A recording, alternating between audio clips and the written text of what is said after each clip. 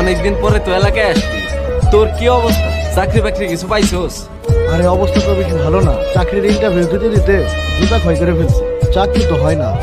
তাহলে তোদের এখন সংসার চলে কিভাবে? এই আব্বা চলাইতেছে কোনো রকম টুকটাক, আমাদের অনেক কষ্ট হয়ে যায়।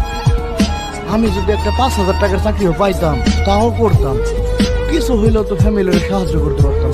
বন্ধু, হতাশ হইস না, তুই লাইগা থাক, তোর চাকরি একদিন হইবই।